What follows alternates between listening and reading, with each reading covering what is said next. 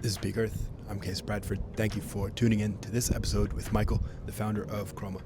Chroma makes amazing red light technology and really home lighting solutions that are going to align you with nature, better align us with the healing spectrums of light that our body minds are expecting.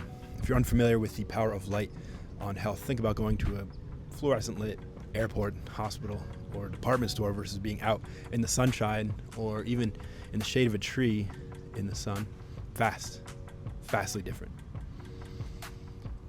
The impact of light on health is widely underappreciated and misunderstood. We dive into that a little bit into this conversation, as well as discussing some broad scale implications and solutions. Is a big gnarly problem. Health in general is a huge web of tangled issues, and light is a big part of it. We are all subject to light. We all have the same needs when it comes to sunrise to sunset, the entire light spectrum in between. You can get technical, but when you boil it down, it's really very simple.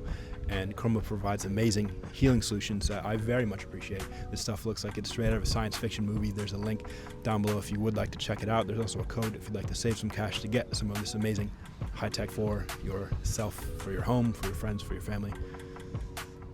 Really appreciate you tuning in. Thank you. I hope you enjoy this conversation with Michael. How are you? Good. How's it going? Very well. Great to connect with you. I'm stoked. We've been speaking online a bit over time, and I'm really fascinated by what you're doing, and I'm excited to learn more and share it with everybody watching and listening. Absolutely. It's great to be here. How did you get to this point? I know that you are the founder of Chroma, and that's like an amazing light technology company. I looked a bit into it and I was like, wow, this stuff is next level. Like, my first impression of it is, what is going on here? Whoever created this is a genius, and I'm trying to wrap my head around this. I know there's a ton of potential in the domain of light for health, which is really misunderstood and coming to the collective consciousness because it's so important and valuable. And I'd just like to know kind of how you got started on this path.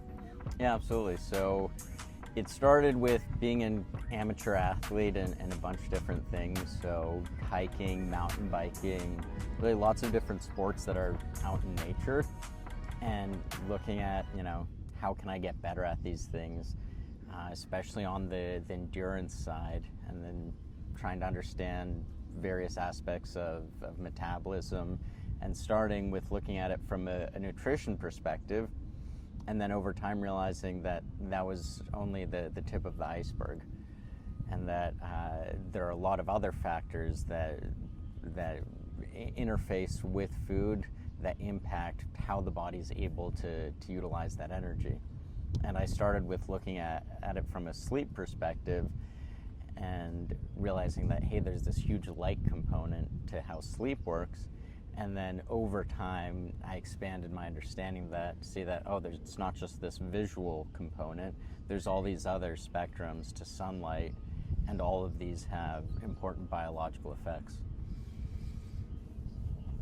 What are some important biological effects that you came to understand through this research? Yeah, so as I mentioned, starting with sleep, it's the understanding that light is one of the most powerful signals to the brain of whether it's daytime or nighttime, and that's not just all visible light, but it's a select spectrum, which is really nice because it means we can still see and move about in the evenings without stimulating that cell to the full extent, which is really nice because one thing throughout all of the products that I've developed and thought about and how I want to build for my environment is that despite this sort of inclination of a full return to nature, I am not ever going to live out in a tropical island or live in the jungle. I still value being part of civilization, and I know that comes at a cost to my health, but that's a cost I'm willing to bear. And so I think about how can I both be in civilization and have less of the damaging effects of civilization that were not really considered when people built modern cities and things like that. What comes to mind for me is this growing awareness around blue light. How do you describe this to people who are unfamiliar with it? Yeah, I guess it's funny because when you say the word blue light, people sometimes think about it in a somewhat mystical or magical sense of what is this blue light. The thing is, blue, the word, it refers to a color. And color is not actually a physical phenomenon outside of the animal perceiving the color. So it's the physical reality leads you to the color, but the color does not actually tell you about the underlying physical reality. And that's why it can be very tricky to think about things just from a color perspective. So the way color works is, there's red, green, and blue in the eyes to detect color. So you just have these three bins that everything goes into. So there's no nuance there. It's you're hitting the red, you're hitting the green, you're hitting the blue, and you're getting a sort of weighted average, and that's the color. But the light spectrum is continuous. So you can divide it up into 100 wavelengths and say you have all these different wavelengths at a particular frequency, or you can have a light source that's very narrow, and these different wavelengths can sometimes get you the same color, but they'll have a different biological response because the body is doing more than simply binning things as red, green, or blue. So I'd say that's the first thing to even begin thinking about what is blue light. It's very necessary to have an actual technical understanding of what is meant by blue and what are you could say, different types of blue. What are these different subdivisions? Because they have extremely different effects. And people are aware that some of them are harmful. Actually, some of them are extremely beneficial. If you look at the sky, the sky is blue, so you don't hide from the sky. Yes, and this blue light is also not necessarily blue in color. When people are referring to blue light, they're not referring to an actual blue colored light bulb or something that's like just the color blue. They're kind of often referring to very bright light that contains blue within it, as opposed to what many may be familiar with, which would be red light, which on one hand they may be familiar with this in some sort of like Amsterdam context. We're going to ignore that and focus on the health context of this, which more and more people are seeing and implementing at night when the sun sets. They're having red light bulbs or red light devices that are shining. Yeah, absolutely. So that's sort of the, if you don't know that white light is composed of all the colors, then again you neglect that as well. It's bizarre, really. Some people think that blocking out blue light just means their device, and they think, oh, I put a filter on my device, so I'm fine. It's what do you think the rest of the light is? Again, that's why it's not magical light from the screen. It's light from any source. And again, when you have white light from artificial sources, it's not like sunlight. And there's a reason that sunlight seems very pleasant and other light does not. Other light cannot match the performance of sunlight. You can get close to it. Most lights indoors don't get anywhere close to it. They're all very lousy, and some are lousy in different ways than others, and that's where you have to ask, okay, what type of blue, what distribution of blue wavelengths are in here that are producing white? And again, going back to the color perception, it might have the same color temperature in terms of a warmer, cooler white. You can have a completely different set of sort of sub-bins within your blue, green, and red. It gets very technical. Like even hearing you describe this for a few minutes, I'm sure you could elaborate on this for hours. And I think some people might be just, hold on, like we're talking about light bulbs here. How could this possibly affect my health? And I know for a fact, everyone is familiar with the experience of walking into a place like an airport with these bright fluorescent lights and just being irritated. Yeah, that's true. I have to step back and remember that for a lot of people, the idea that light would have an impact on health is very strange.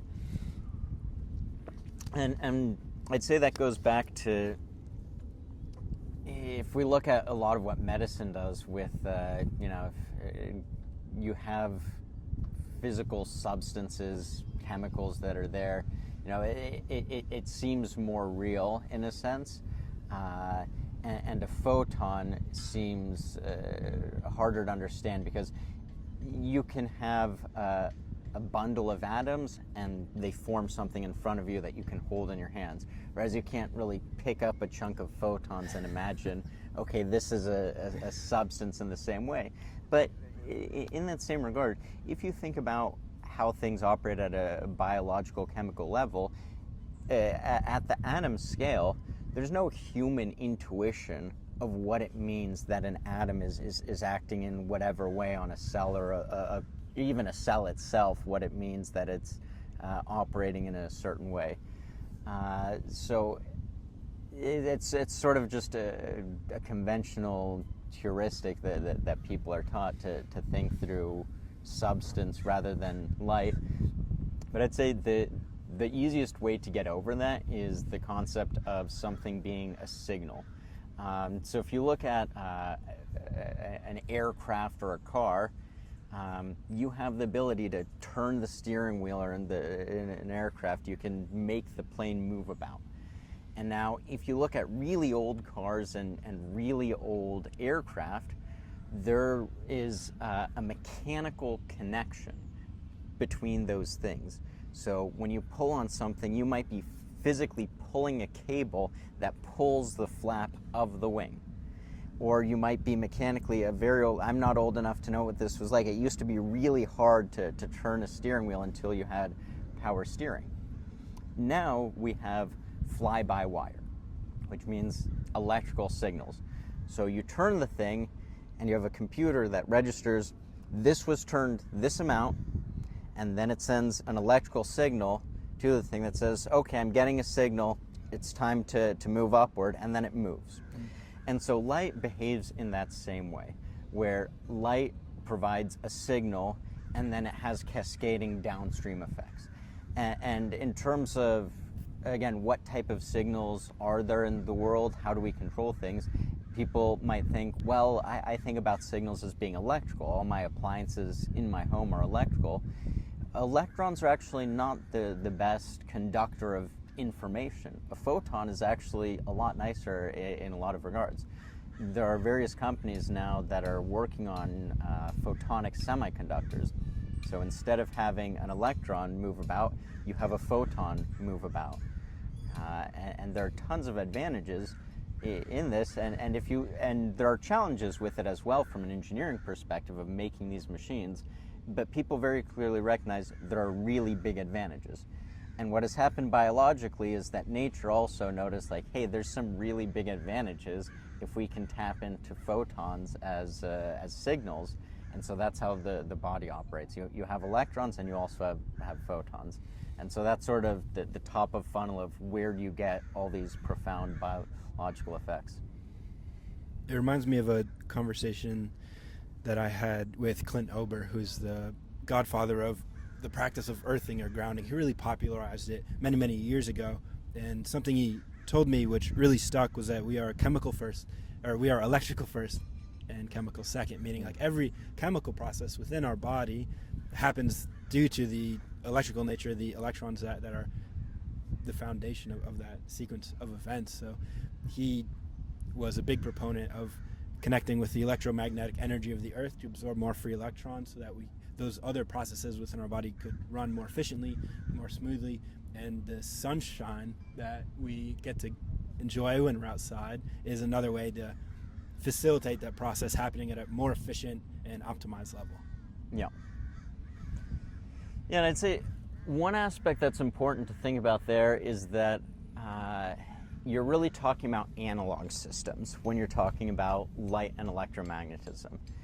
And if you look at how people run businesses and build technologies, it's about reducing uncertainty, reducing unknowns, and gaining maximum clarity, whether that's from, what is your business model, is there risk, and then that means if there's some uncertainty or risk there, maybe you don't want to put money into that. So that then you have to look at how does the monetary system work? What does it incentivize? It reduces illegibility in systems. And so from that same perspective, if you look at any sort of biochemical system, that gives you a framework for thinking about things in a very binary way of, is a chemical present or not present? And that's something that is relatively easy to observe and quantify, and then you just say, well, we're doing X, Y, Z because we got this output with this input, and it's taking a somewhat black box approach. And the reality is there's something called the curse of dimensionality, which is as you start trying to take into account more and more variables, you get to the point where you can't actually know why a certain thing happened because it's just too complex. It's sort of like the butterfly effect, the idea of, you get the small wind here and then downstream it has a weather pattern, and the further out you go, the harder it is to know what's going to happen. Another way to think about this, and I think there's a thing that provides really good intuition about why biology is so hard, is thinking about it in terms of combinatorics. So take something like a Bitcoin seed phrase. So the way owning Bitcoin works is it means to have a private key with an associated public key. So anyone with a private key can sign and send messages to someone's address on their public key. So that's how you know that went from point A to point B, but only the person then with the associated private key there can send to someone else. And some people ask, well, how do you know that this is really secure, this key? The way people usually interact with it is something known as a seed phrase, so a set of words, so 12, 18, or 24 words. Apple, what are I should know more of these words offhand, but it's a recall thing of when you're asked to. Bacon is one of the words. So there's a list of words. There's 2,048 of them, and it turns out if you select a sequence of words randomly, 24 words out of this list of 2,048, the number of possible combinations ends up being much larger than the number of particles that exist, sort of atoms in the universe, by a lot. So it's not just that you're not going to guess a particular one. You will never guess any of them if you put all the world's computers at this task for 1,000,000 years. Wow. Not even close. And so the reason I'm bringing this up is that biological systems are similar, which is that as you get biological molecules, you get huge molecules. And if you look at how a protein works and how atoms attach to each other, you get these chains and you realize you can actually rotate in these chains. And so if you think about each sort of point where you can rotate as a separate word, and then you can think about each rotation is sort of a separate word. So instead of 2,048 words, you can think about 2,048 fine gradations of what angle is this part of your molecule at, and then the next one, it's at its other angle. And from that, you can figure out its orientation, and you say, okay, there is a huge set of possibilities for what this thing could do. And when you start looking at these systems and realizing that actually these are much bigger than 24 units long, and they also have, it's not just one, but there's all these other different types of molecules all interacting with each other, you realize it's very hard to actually understand the fundamental physical reality of biology, and the reductivist approaches are bad engineering.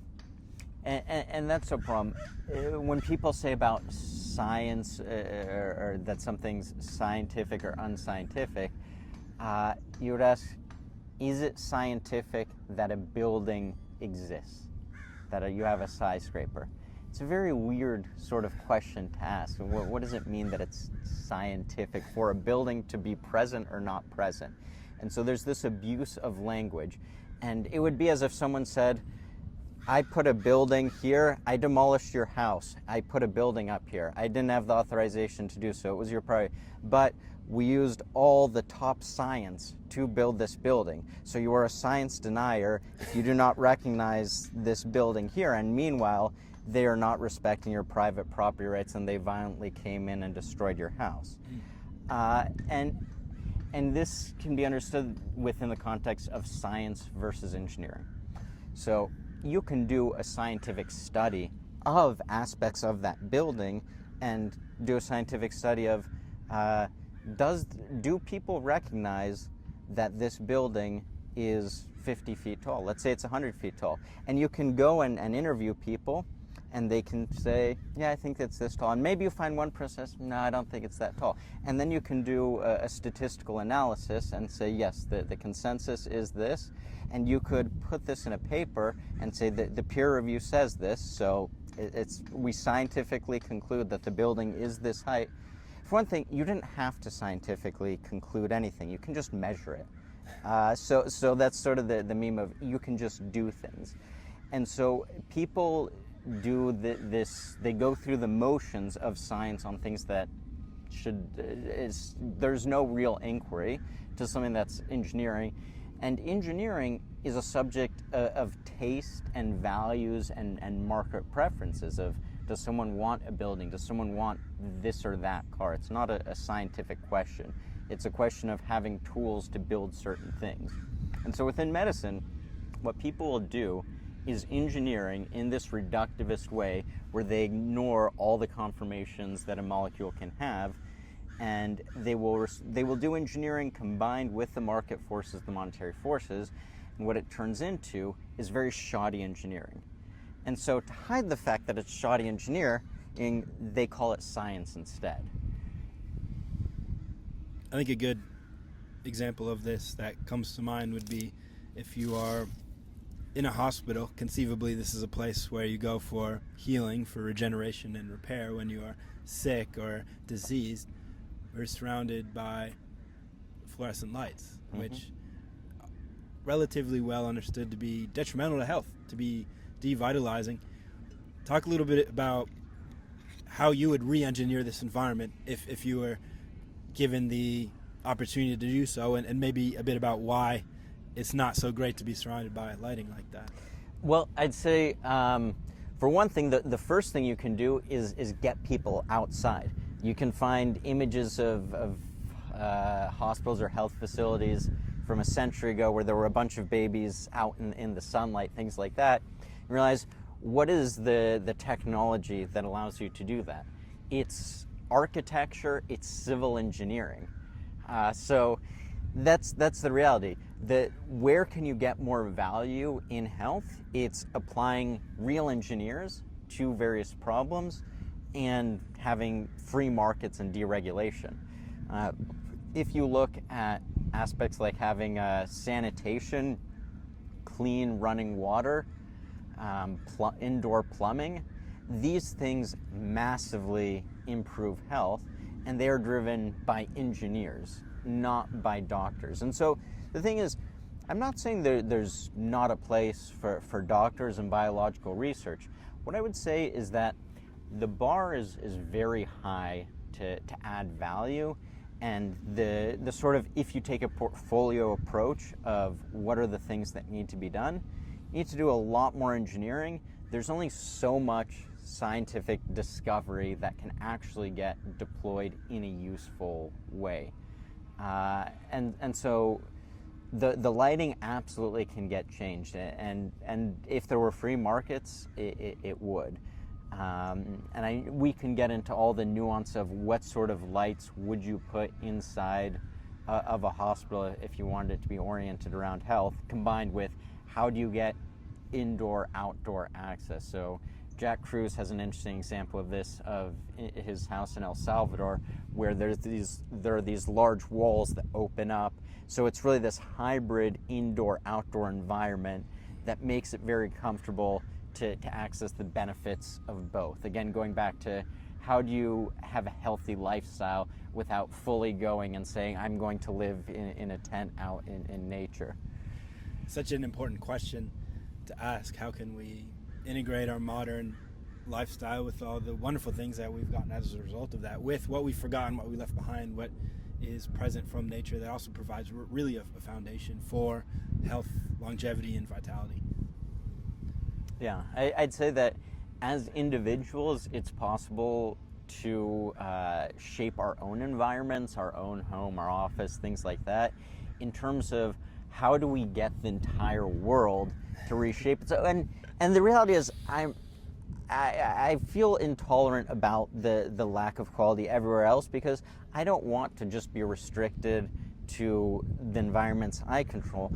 I want other people to have high standards as well, so that I can walk into any building anywhere with and have a culture in society where people actually value these things.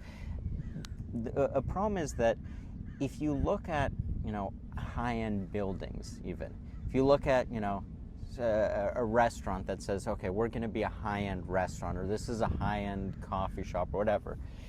People, again, they go through the motions of what does it mean to be high performance, luxurious, whatever, but it's not actually mapping to reality, because there is no one who was actually thoughtful enough about all the different components.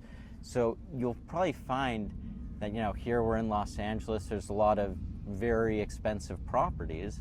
I suspect most of them use blue phosphor pump LEDs in them. Even if they're not necessarily going to be the cheapest ones, but they're not going to be violet phosphor pump for the most part. It is such an amazing change in quality of life too, if you're investing or being in one of those luxury environments and you're being hit with these lights.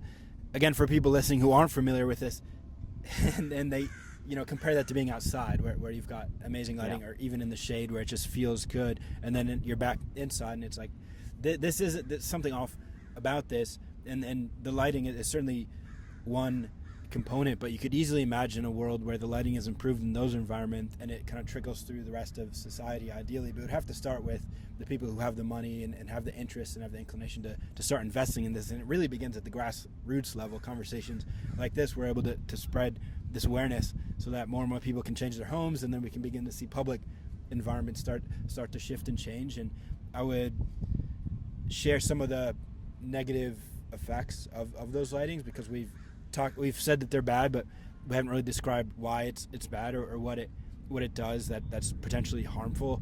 I personally experience things like more of a headache sensation, more eye strain, just to name a few. And the eye, of course, is part of the brain, and that also filters through the rest of the system. There's just more agitation, and then at night certainly is disruptive of sleep, having those lights on past sunset. Yeah, there's definitely a stress response component with the harsh blue. And just to provide sort of a simple overview of what I was saying before of the harmful or less harmful blue light, we can provide this a simplified explanation, which is there's darker blue and then there's lighter blue, and that's sort of this wide spectrum. And when people talk about the negative aspects of blue light, they're specifically highlighting this harsher dark blue. And then that lighter blue is actually the part you need quite a bit of. That's sort of more of a sky blue, a cyan color.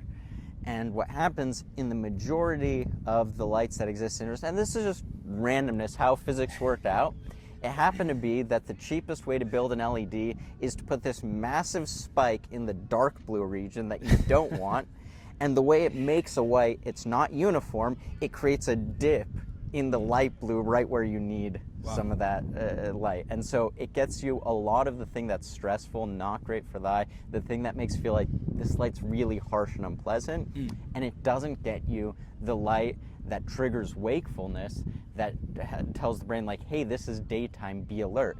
And another thing about this is it's not just the shape of the light, which a lot of people focus on, oh, if I could just get it to be like sunlight. Again, it's people doing a thing that is like another thing, but not actually understanding the key essential aspects, which is the intensity of sunlight, which is orders of magnitude more. So you're looking at 100x or 1000x difference in brightness when you step outside versus when you're in a building. And the eye is just so good at adjusting to a wide range of brightness levels, you don't quite notice that. You don't think about it as being, oh, this is 100x brighter. And so you don't actually realize it, but it's as if you're living in a bit of a cave as well. Even on a cloudy day, from what I understand, it's significantly brighter than if you are inside. That's right, yeah. That's amazing. And so you can measure brightness in lux, and so bright direct sunlight, you're going to be at 100,000 lux, a cloudy day, 10,000 lux, and even a cloudy day in a dark city, maybe in the winter, you still might be at 1 to 3,000 lux. And if you're 1,000 lux indoor, that's sort of, hospital lab level of that. That's quite bright. Regular office, you might be 500 or so, and in the evening in a darker room, it might be 50 to 100. And this is very easy to measure. This isn't some secret thing. Any phone has a brightness sensor on it, so there are tons of apps. You can look lux meter, brightness meter, and you can go and you can point your phone around, and wherever you are, if you're curious, then you can see how bright is this environment. That's really interesting, and it does have implications on health in terms of getting outside and absorbing more sunshine. Even on a cloudy day, you are getting a significant amount of sunlight in comparison to being stuck indoors. So when people are seeking the health benefits of being outside and getting sunshine, even if it's cloudy, it's really important to go and immerse yourself in that as much as possible. Yeah, absolutely. One challenge is that if it's cloudy and it's extremely cold, if you're in Minnesota in the winter, realistically, you're not going to be spending much time outside. And also, maybe if you're in Phoenix and it's summer, maybe you get 10 minutes outside, you get the vitamin D, great, but you're not going to be outside very long in that sort of heat. And so that's where I think a lot of the products come in, where you'd say, hey, control your indoor environment, make that better, because realistically, unless you live in very particular areas and have a very particular lifestyle, most people still end up spending a decent amount of time inside. And we spoke a bit earlier about the intentional and intelligent engineering of this. You've done some of that with indoor lighting, with some of the devices that you've created. I'm curious to learn more about how that started and where it's at now. Yeah, so I'd say pretty much everything I've built, I actually built for myself first, for the most part. We've gone a little bit beyond that. But those are some of the first products I made. So a lot of people don't know this because we don't have a huge brand, because I come at this from a product perspective. I'm not a marketer. I can't do the Facebook, Instagram ads, whatever. Luckily, I have a great partner now who does all the marketing and all these other things that make it actually have some reach. But I made the first red lens blue blocking glasses way back in 2016, and that was how I started. The brand was called Carbon Shade at the time. And the thing I realized was that, so with orange lenses and even red, some of them aren't very good, but you don't actually need to have a red lens. If you have the right orange lens, you're basically all the way there. What I realized is red aesthetically is nicer. If you're out and about, if you're going to a bar, the social aspect of, how do these glasses look? That was a thing that I tried addressing with the red lens, and people agreed. And so now across all the brands, they all do the similar thing of the red lens. I initially looked at red light therapy, when was it, 2019 or so, and I looked at what was on the market, and my conclusion was none of this is very good. None of it's a good value. And especially for what I wanted, which was from rock climbing, I would sometimes get pulley injuries in my fingers. So I wanted to have this deep tissue recovery.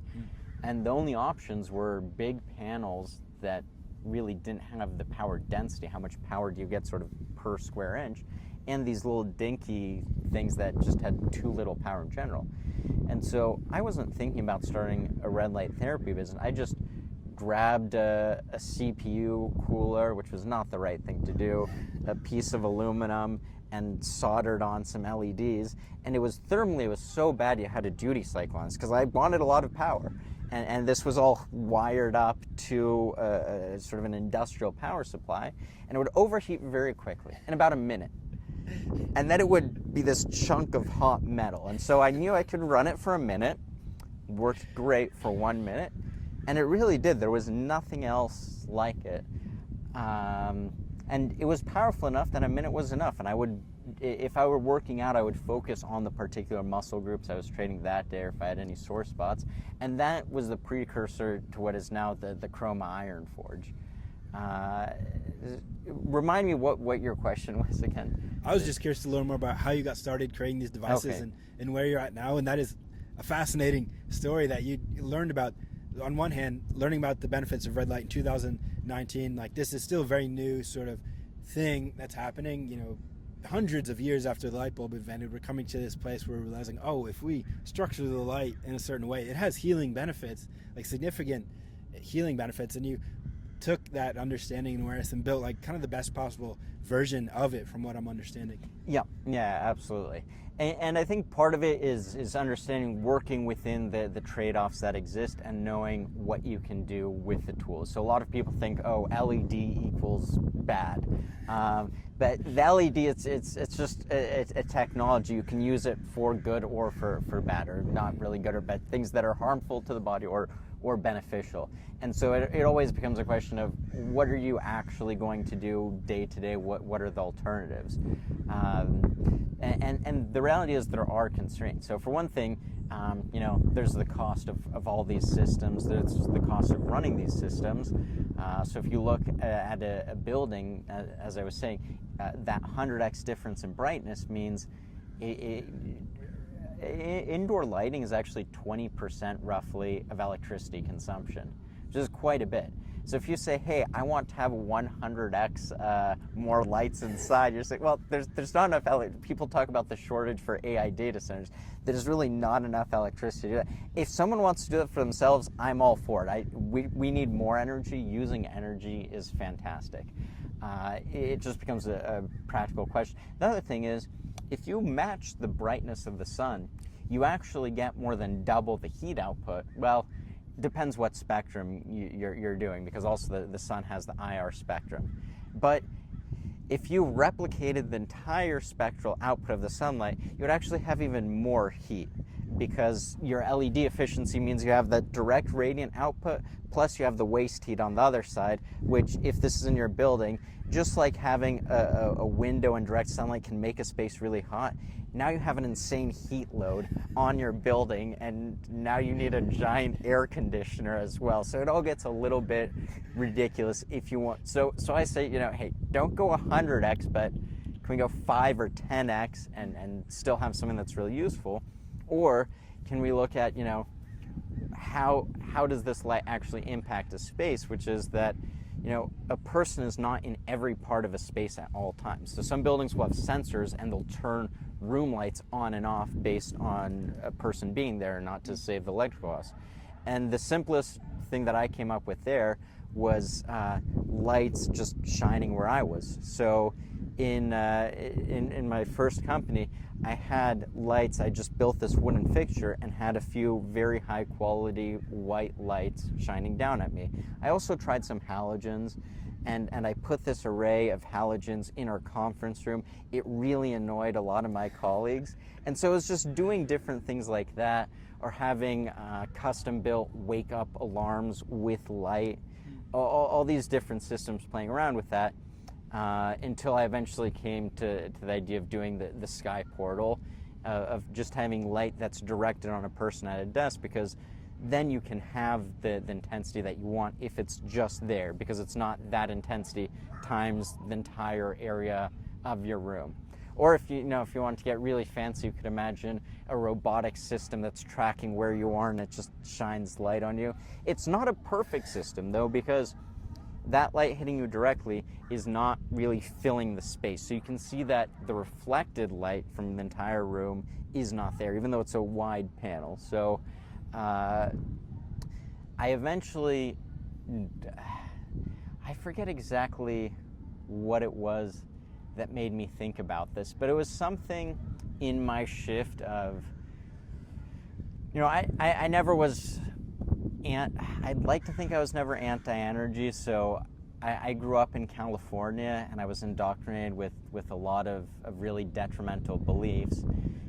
But for quite a few years now, I fully understand that energy is the foundation of wealth, productivity, and all of civil. There's no such thing as a high living standard country that's energy poor. Energy is fundamentally tied to everything of value. And I think that that's actually become really important to emphasize, because there are people who themselves actually are wealthy, but they want other people to be poor. And this has to do because is driven by fear, probably partly fear of death, and technological illiteracy. These people don't actually understand how the world works, how machines work, and so they think in a Malthusian sense, which is this idea that it's a zero-sum world and I need to make other people poor in order to keep enjoying my standard of living. And of course, they wrap this up because psychologically, it would be harmful for them to admit this to themselves. So they pretend that they are saviors of the poor and saviors of the planet. And that's sort of where we get that narrative. So in thinking of, it's really, and it's still important to be combating this and recognizing that we need more energy, I thought, screw it, let's just do the absurdly energy-intensive thing, fill the entire room. And actually, again, this ties back to what I was doing for my space. So again, asking sort of, how did I come to start developing these products, and it being from different sports. I was doing the van life on and off for a while, mountain biking, rock climbing in different areas, getting out in nature. And that would mean when I would stop doing the van life, I would be renting a place that I hadn't spent a ton of time sort of shaping the light environment. So I'd get to a place I'm renting, it has whatever light it has, it's not great. And I would think, okay, how can I modify this space? Because the sky portal was not enough of what I wanted, because I realized, no, actually, when I, go from my office to the kitchen, it's not just this clinical thing of, I need to get this dose of light. It feels nicer to have a well-lit environment. And what I just started doing, because I had some bright, just ordinary white panels, I turned one and I pointed it up at the ceiling. And this ended up being the easiest way to get a huge amount of light into my space.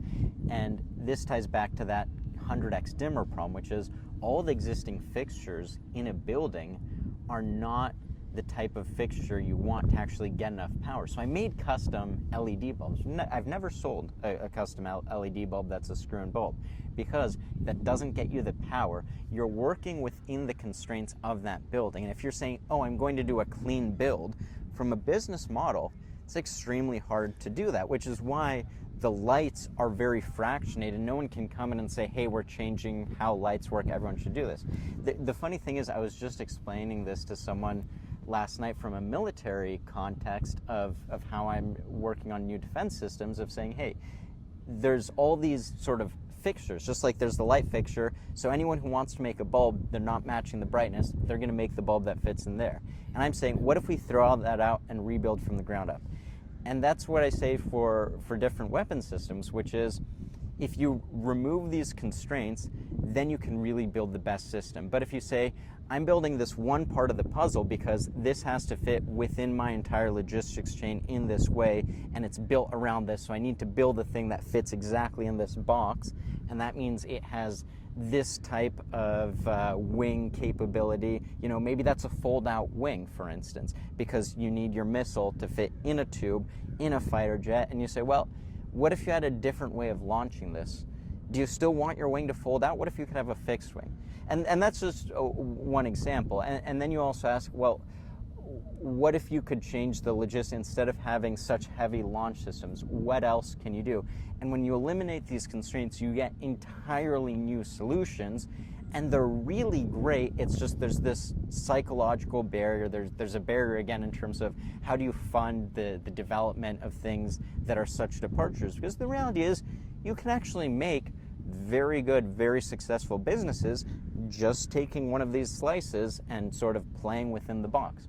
Because the reality is, if you, as Richard Feynman said, there's plenty of room at the bottom. So it's not that, I don't want to say that, oh, these people aren't innovating out. No, there is tons of interesting things you can do when you zoom in on something, but it still has these macro limitations to it. And so that's where we have this new light, the Skylight, which is 550 watts in the standard.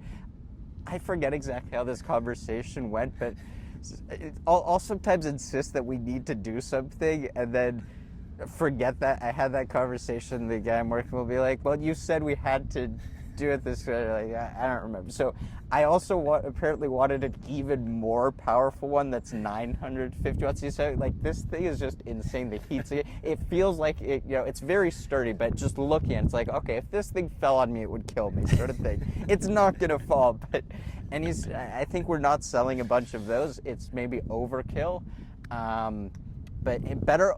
My approach: better overkill than underkill. Can always dial it back.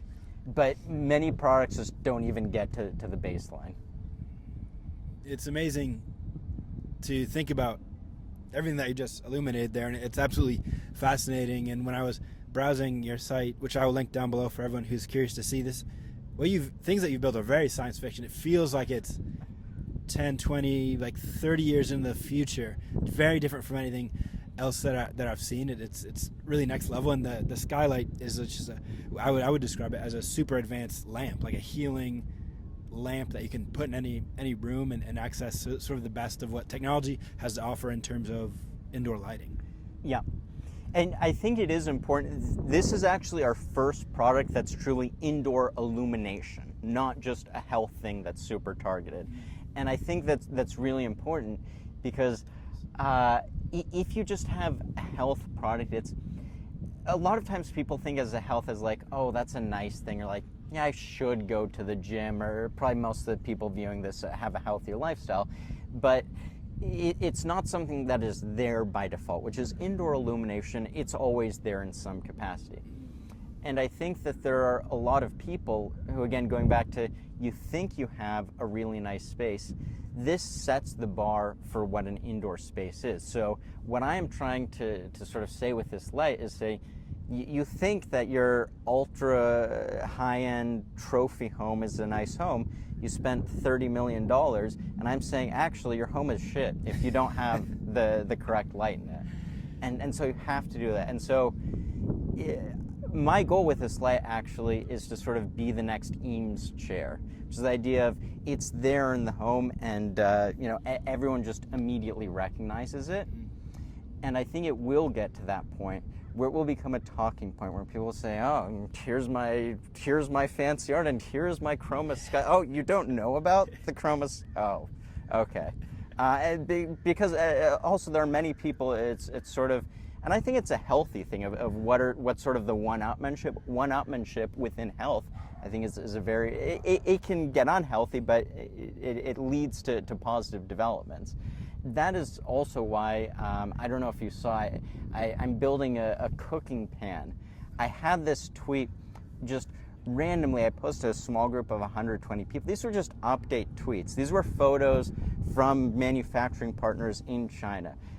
One had, it was a very obvious Chinese letters in a reflection. This is a thing, it wasn't, some people were like, oh, you just typed in make super high-end pan, and you know, it's so comical. I saw a video of someone saying, ChatGPT, give me good, it was an Indian guy, give me good business idea, make lots of money, no effort. It's obviously a joke. You can't do it, but yeah, there's zero actual pan companies, and that ties back to how do I build and I'll get back to the pan, but how do I build the lights? Why do I end up with different products? Which is almost everyone just goes to a single manufacturer and basically gets their brand slapped on an item. Maybe they tweak a few things, but again, that goes back to they work within the box. And what is the box? It is basically a ready-to-ship product that you can tweak a little bit. You can think a t-shirt can do this. If you want to start a t-shirt business, you make your own logo, you put that on there,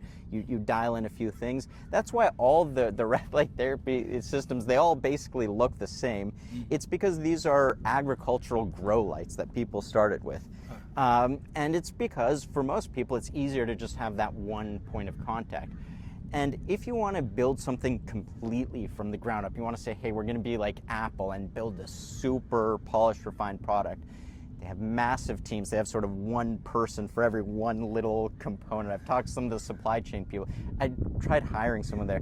They weren't effective at all because they expected basically people on their left, people on their right to do everything else beyond a certain scope. So what I do is I figure out what are the products that exist in the world without having to rebuild things from the ground up fully, that I can mix and match to get a new capability that is going to provide real value for myself and for other people. And that's how I've been able to build so many different products, bootstrapping the business, and then funding it off of revenue. And so that's the same thing with the pan. It was, machining something out of a block of metal, getting a silicon carbide disc. It's very shiny. And so anyway, this tweet, these photos are just casually mentioned, like, hey, I'm working on this. And I've tweeted things about this pan many times. For some reason, it went viral. I had about 5,000 followers on Twitter. Now with this tweet, I gained 1,500. It has nearly 3 million views. So and I don't know exactly why. Maybe I'm reading too much into it, but I think it ties back into this understanding of there are things that exist in the world, or that could exist, that we don't have. And why don't we have them? Because people are not being thoughtful, and people are not raising their standards and demanding that we have these things, and really understanding how can we push the true boundaries. And so that's what this pan shows. So, if that's, and it goes back to what do people fear? Well, there's a time component as well. So every billionaire who, most billionaires tend to be older, they have had to live their life, and still to this day, without this pan. If they want this pan tomorrow, too bad. And so if people can get that understanding, I think people will demand these shifts. And I think this actually ties back into why do people obsess with Elon Musk's idea of going to Mars and rally behind that idea. It is actually civilizational scale cope for all these other micro failures in society. Because they say, oh, if we're thinking about Mars, it feels aspirational. If you're feeling aspirational, you feel like, oh, everything's okay. We're still building things. We're moving in this direction. I don't know what the we thing is or direction. But there's not a great stagnation. That's a lie. There's not a stagnation. If you looked at production on any objective metric, not in dollars, but in sort of pounds of production, tonnage of things moving in the world, it's still an exponential curve. It could have been higher. It's not, but to say that it's plateauing is total nonsense. What there is, though, is a great degeneration in terms of the quality, and I think that's downstream of the cultural values and what people expect out of the things around them. It's something I think about quite a lot. Many things that you just touched on there. One being the degeneration in quality. You can see that with our material goods, and you can also see that with the quality of life that many people are enjoying with their state of being.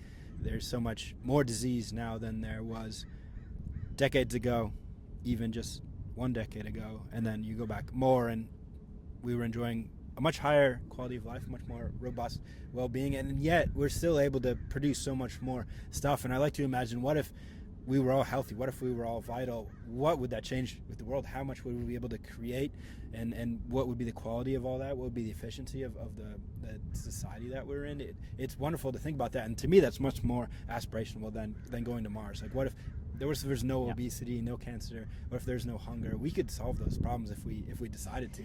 Absolutely. And another question is sort of ROI and opportunity cost. And the reality is that there are many things where you can say, okay, it's not, a response might be, oh, so you don't think that humans should ever explore, so you're whatever.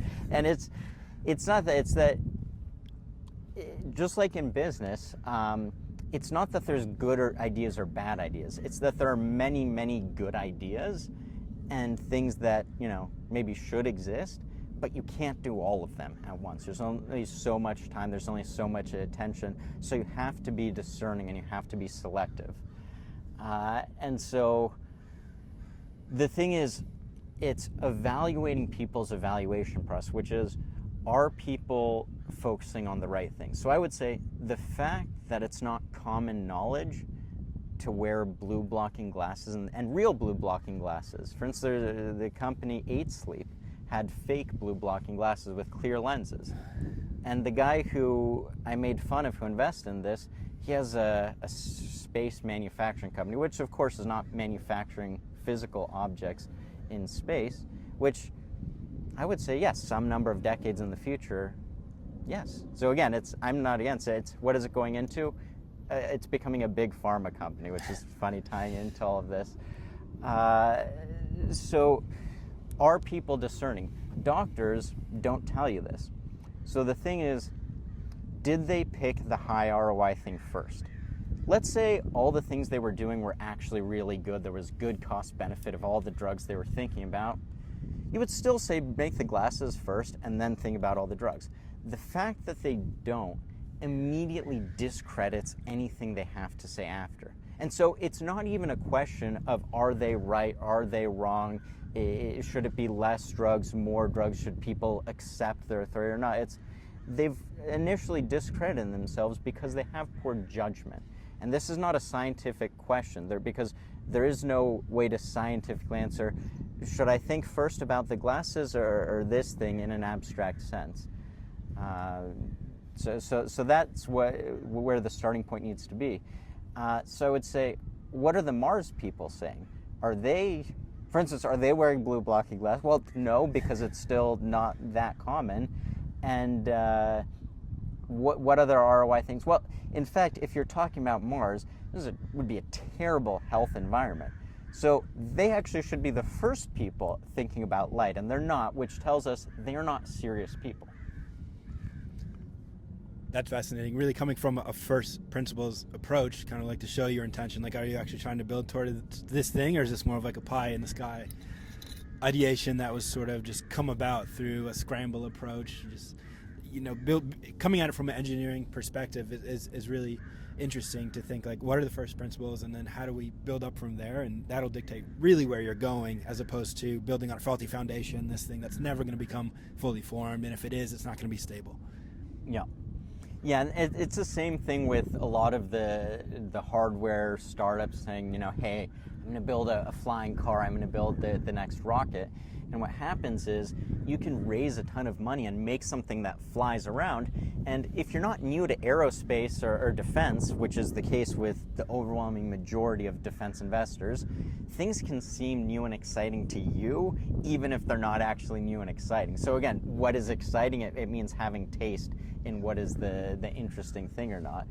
And what happens is, in order to make the thing that excites the naive mind, you have to just focus on the thing that's big and flying around. And to make big, high-performance things is extremely expensive. And so if you're a startup that you don't really have a real business yet, it pushes you to, again, the degeneration. So every subsystem, in order to make the thing work, is actually the lowest performance thing, to the point where even if you sort of turned it into a real business, you would have to then go back and fix all those things. Because of that really high time preference, you end up having something that's not scalable, that's not high tech, and everyone building with the same tools is not actually advancing things. So you have to look at who is actually thinking about the subcomponents to really change the capabilities. And that's not a thing that the monetary system incentivizes now, because you have the ability to print money if you're tied in to certain groups, the banking system, the pension funds. And so this isn't capitalism as well. So we live in a sort of communism-light Western communism system with a lot of violent regulation that prevents people from freely interacting with each other to provide the solutions. Because all the tools do exist in terms of, from a material perspective, could things be built? Could services provided? Can you open a window? Yes, it is physically possible to do so.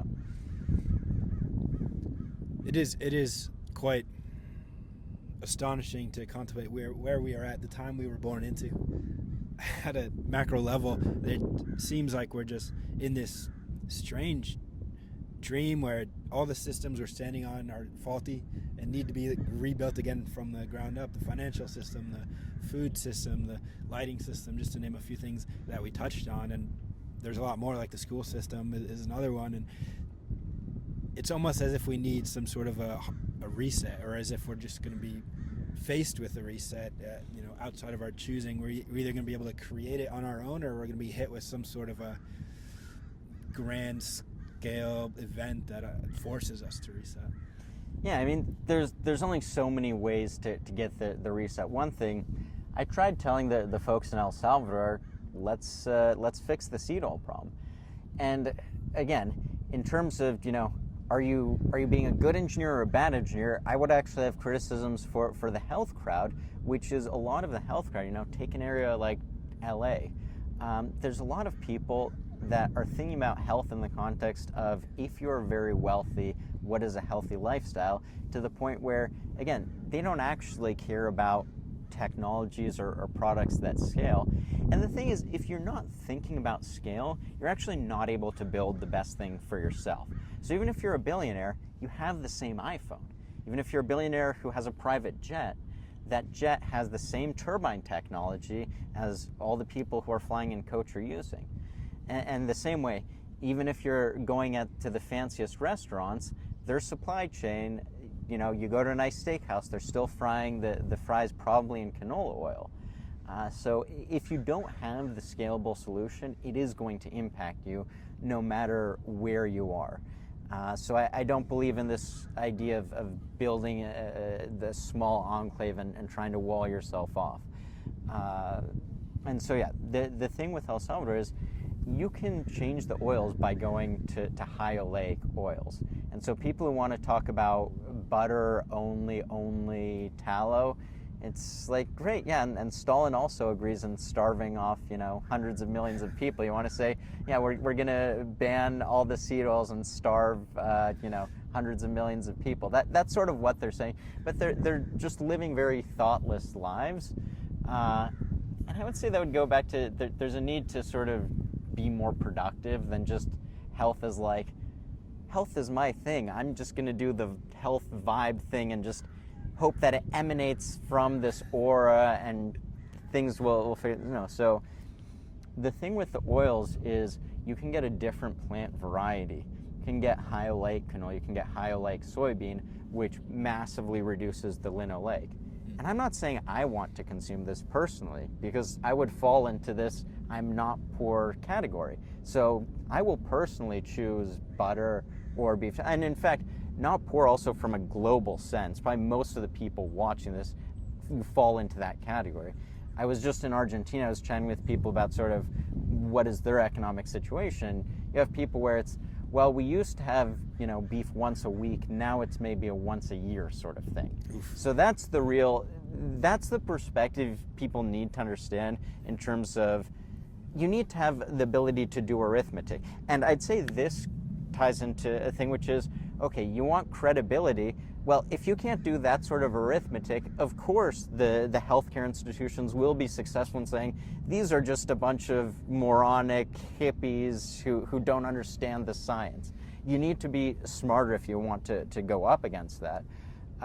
And so high oleic oils are the only thing that actually scales in terms of making this 80% better, in terms of what is the state of agriculture. And someone will say, well, monocropping, this is great. Go talk about those things, but this is the thing that exists today, and there needs to be an understanding of that they're discussing shifts that maybe occur over many, many decades. And if you can't do the easy thing, you're certainly not going to get anywhere with the much harder thing. So that's sort of how do shifts happen. It's a place like El Salvador where you have someone like Nayib Bukele. I was like, hey, I'll help you. I'll go to Cargill, I'll say, look, you need to have price parity on the high oleic oils for El Salvador, because one, it's only 7 million people, so it's not going to hurt you. I know there's a premium.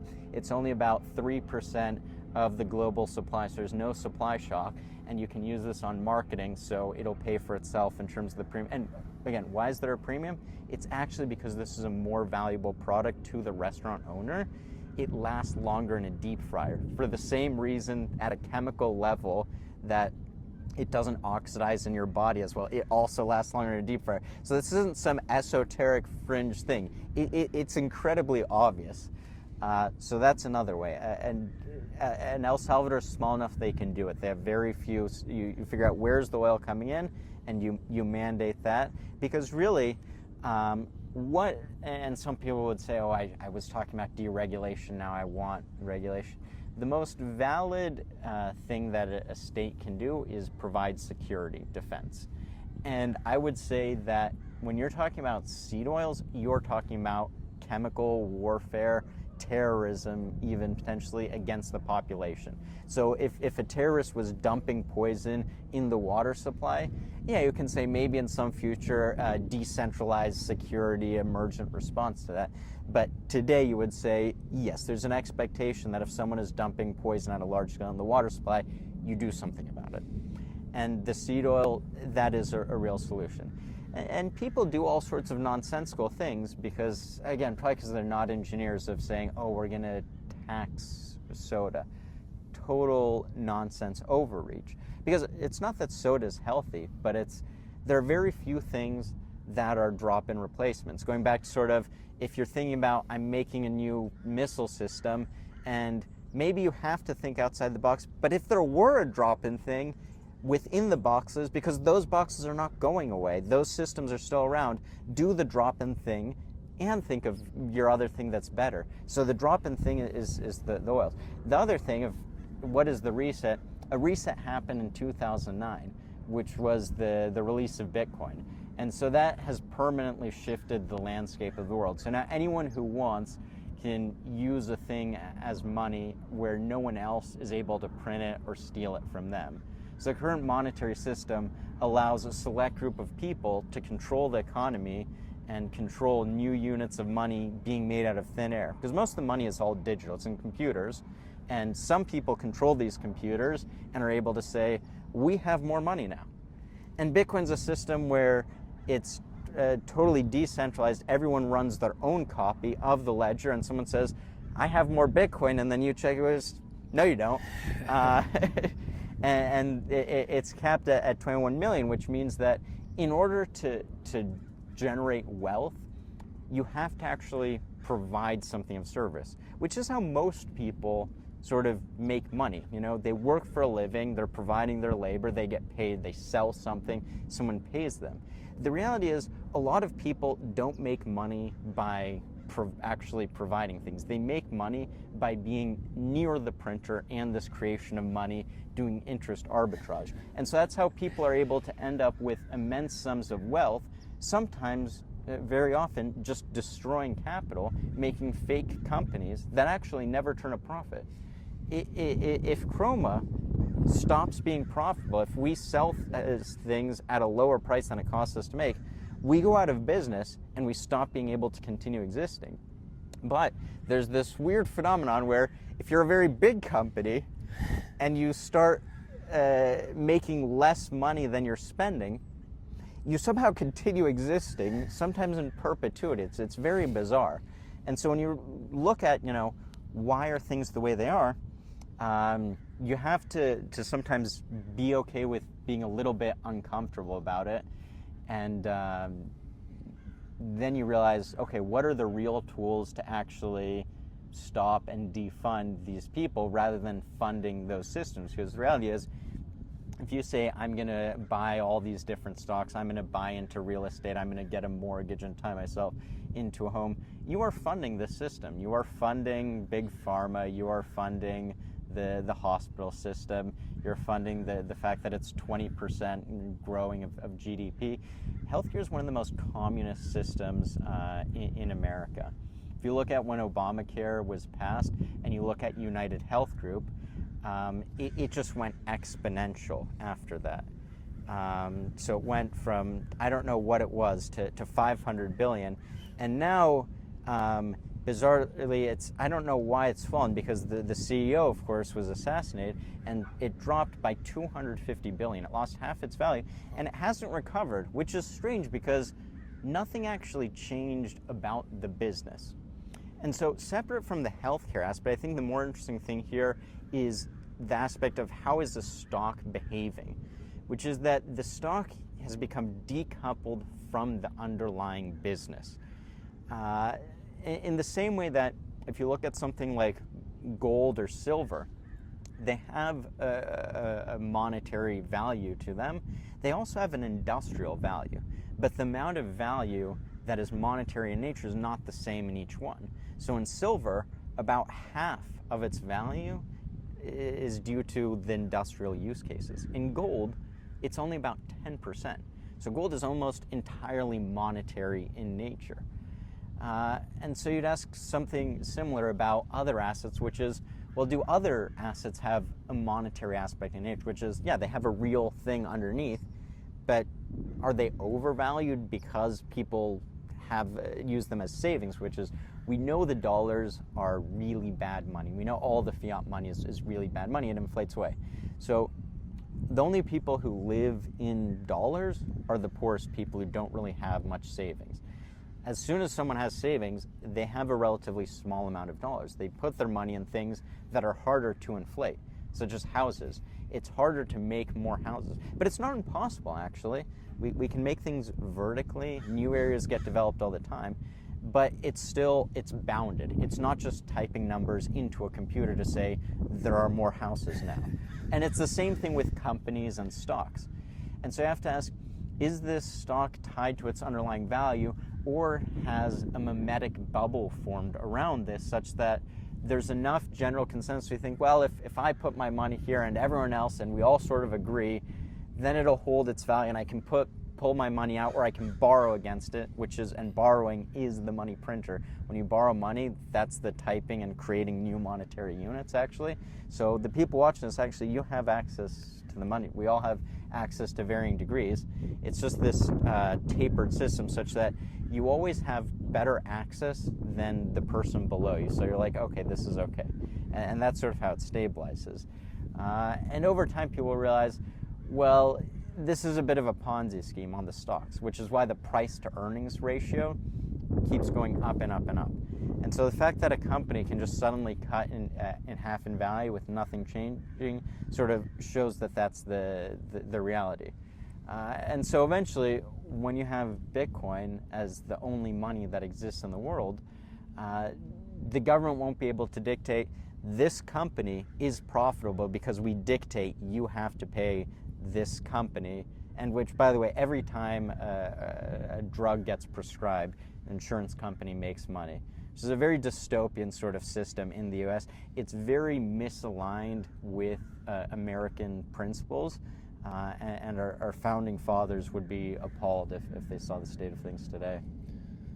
I agree, and that was really well said. A great riff, and you went all over and really illuminated and shined a light on our health and how that's linked with our financial system, and all together tying it in with creating real change over the long term at a collective level. And then just to go back a bit to light, I am curious about one device that you created, which was the purple wand, and I've never seen anything like this. It shines a purple light, so I was very curious, and I'd like to learn more about that one. Yeah, so the reason I made that device was because someone messaged me. I was like, basically, can you make a red light therapy dildo? And I just thought it was a funny product, and I was like, yeah, sure, why not? We could make it. It turns out there's actually some research showing that this can be healthy. It can support fertility, which of course there's a huge fertility crisis in the West. And so can that be improved? Of course, there's the low sperm count of men. There's that aspect. There's also the aspect for women. And there have been a few studies showing red light therapy can actually improve the odds of conception, having a healthy baby. So I'd say that that's definitely one aspect, and just sort of the health related aspects there. The thing about light in general is it's sort of universal across the cells, because it's absorbed by the mitochondria, has an effect there, and there's mitochondria in every cell. So it's just sort of like exercise. People understand that, if you exercise, if you eat healthy foods, all these different things, that everything gets better, versus something that's, very targeted. Like if you get a deep wound and you have to to get stitches, you get surgery there. You don't get surgery everywhere else that you don't need it. So it's this systemic aspect where you'd say, yeah, build all the different targeted devices that might be relevant. And the other thing is, I think there's something kind of funny to this, because the stuff I used to do is now very foundational across America's most advanced weapons in terms of hypersonic strategic systems, re-entry vehicles. And so I used to, be working on these big rockets. Now it's this smaller cylindrical thing. And I use profits from Chroma to fund different hardware technologies that are really pushing frontiers in different ways. And that goes to show, the financial system being so broken, because various investors who have non-technical backgrounds, again, they go for the very simple, shiny box, and they go for a lot of things that go bankrupt, and they like to pretend they're innovators and, oh, it's natural, 9 out of 10 businesses fail. Well, yes, but 7 out of those 9, if you had the scientific literacy of a sharp middle schooler, you would have known about those beforehand. So it's the you should have known rule. So, but we don't have to go too far into that. And so that goes back to when you're trying to make things that, and that company did work out, but it was a very slow, arduous path. And the thing about it being in defense is that defense is the only industry that actually thinks on a 20, 30-year time scale of, we need to start building the technologies today that are going to reshape our capabilities in the future. No one else thinks in that way, and so they are the only ones that actually drive real technological advancement. What are some defense technologies that are being thought about now, 20, 30 years in the future? If you're at liberty to say. Well, I can tell you, the people who really know a lot of the details can't say much. I can tell you I responded to a solicitation from the Missile Defense Agency called something like MDA 2045 RFI. So they were saying, things for the threat in that year. And I think I responded to this a couple years ago when that came out. And I don't remember if the entire thing was, if there was a classified annex that I wouldn't have had access to. And so that's the thing. I don't have clearance. I don't know any of the really interesting stuff anyway. But I responded just thinking, well, this is my idea. If it's useful, great. They didn't get back to me, so I guess it wasn't useful. But that is how they are thinking about things, of anticipating what is the future threat going to be, and then realizing, okay, yes, we can just do I'm building a widget, I'm building a factory, it's great. Well, if you're using the same machines to build the same sort of parts, at the end of the day, you're going to get the same sort of thing. So you have to go a few levels deeper and ask, what is the limiting factor? And at some point, you get to your underlying materials and manufacturing, and you have to change that. Some people in Silicon Valley are like, oh, it's this network state, it's all networked warfare. It's just like the joke of in the early internet days of just download more RAM. It's like, let me just type into my missile, fly faster, please. Maneuver faster. Don't let the other interceptor. You can do only what the physical reality allows you to do. In the realm of bringing the unmanifested, unthought of ideas that we've touched on throughout this conversation into reality, you've done that with devices, machines, inventions that you've created that don't exist, that you made. What is your perception on creativity and the creative process? I'd say it starts with you have to have certain expectations for things, and you have to get annoyed about things in the right way. So there's a balance, which is not to be. It's who is the person? If you have a problem, I think Elon Musk may be famous for this, saying, like, don't come to me with a problem. You need to also, and many people have said it, you need to also have the solution. So if you're just complaining for the sake of complaining of, I don't like the weather today, it's too cold, or, I'm sure many people have had the thought of, this is unpleasant. I don't like this space. It's people need to pull those threads in a thoughtful way, and an expectation that their life matters is also another thing. It's an element of self-respect and dignity, of people feeling like, no, this is not right that it's this way. For instance, one thing I point to, it seems like such a simple, low-tech thing, which is restroom hand dryers with air. I think this is an abomination. For one thing, it's very loud. It also spreads around bacteria in an area that doesn't usually have good airflow, and that also, by the way, is how a lot of diseases spread, not through touch. And it's also slow. So what you are doing there is you are undergoing a humiliation ritual. A humiliation ritual where you are being told your life does not matter. Your life and your time is worth less than the cents that a paper towel would cost.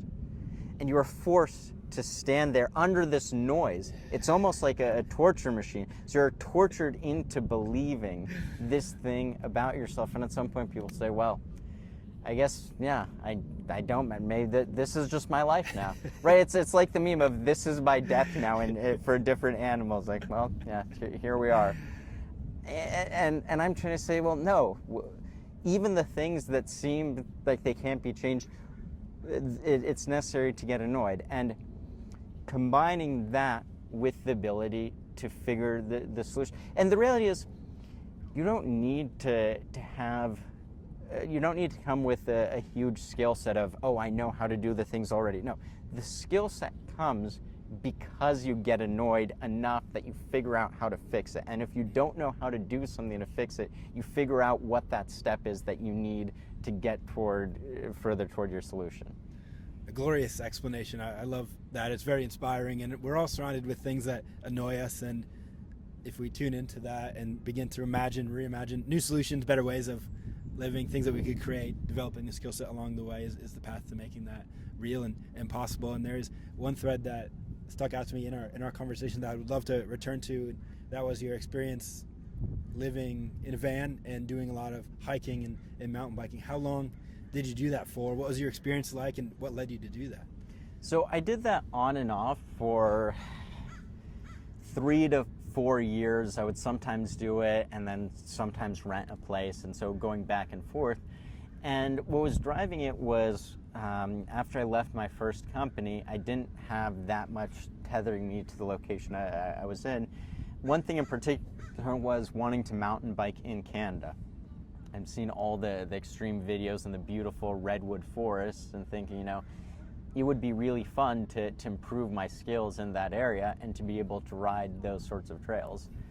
So I started going up north that way and going out climbing.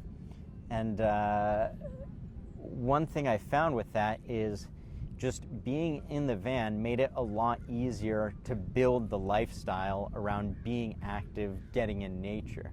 Actually, the first time I really started consistently lifting weights was because I was living in a van, and I had a membership to a chain of gyms, and so I would always shower in the gym. So I was always right there. So it was very easy for me to build the schedule of, I'm going to lift hard 4 days a week and get very strong doing that. And the same way in terms of thinking about, where am I going? What am I doing next? It created a lot of intentionality, because even though it was a pretty nice van, it was all with wood and everything. It was I had an espresso machine in there, and still, you don't want to just be sitting around in a van. The way in a house or apartment, it's very easy to just sort of stay around the house. There's always a question of, what am I trying to do now? And when I was in areas for getting outside, it made it very clear, like, oh, I really need to go biking. And some people are very good at just being extremely self-disciplined, they just get out regardless and they follow whatever schedule. I'm not as good at that. And I found that it got me outside way more, and also going to the best places for mountain biking and rock climbing, which they're very dependent on the terrain. And rock climbing, there's different types of rocks, different geological formations, so you sort of have to get around to different areas if you want to try those different styles out. And I'd say the thing is, to have that lifestyle without a van is extremely expensive in terms of hotels, short-term rentals, traveling. So the way I was doing van life, it did save me money, but not necessarily that much. It was more about the lifestyle of traveling around compared to the alternative way of traveling around. It was far more cost effective. Another thing I think that's important to mention from a biological aspect is the thermal environment. I actually love sleeping in a van. I really miss it now because a modern house or apartment is so bad for sleep because all day in the sun, it's getting hit by sunlight. And so even if you have good air conditioning, from a radiative perspective, those walls are a thermal battery that are radiating at you even if the air is cold. And if you're cooling the air with AC, you're also drying it out, which is not ideal. Versus a van, which is this metal box, even if you insulate it, it gets really cold. And I had a heater to use it for winter, this little sort of boat gas heater. But waking up where it's 50 to 55 degrees Fahrenheit, slept so well. And that's, we made a product with Chroma that was this water bag pillow. And I loved it. A lot of people really loved it and asked us, hey, when are you bringing this back? We had to discontinue it because it ended up being really heavy. People price anchored it to like, hey, a pillow should be only like $30, $50. Why is this $160? This is a heavy thing. So it was really heavy to ship. And even though a lot of people liked it, there were about 20%, it was sort of hit or miss. And so there was most of our products extremely low return rate. We have a satisfaction guarantee. The pillows, though, it was super high. It's not for everyone. And so we didn't have it, but I still think there is a need to have these passive systems. I think the water flowing systems, that they're not quite there. So at some point, hopefully we'll get another pillow using water or ice in different ways and really fix the environment. And so I'd say just overall, the van helped me reshape how I was thinking about my living environment and the idea of, all these things are variables that I can play with and optimize. Well, I've really enjoyed listening and learning from you with all these ways that we can reshape our own personal living environment. And how can we think about the living environment at large? How can we change some of these things or work towards changing them, or at least understanding them and sharing them with others? And really appreciate the work that you do and admire the technologies that you're creating and sharing with the world. And thank you for taking the time to meet with me here and have this conversation. Absolutely, it was great chatting. Thank you, Michael.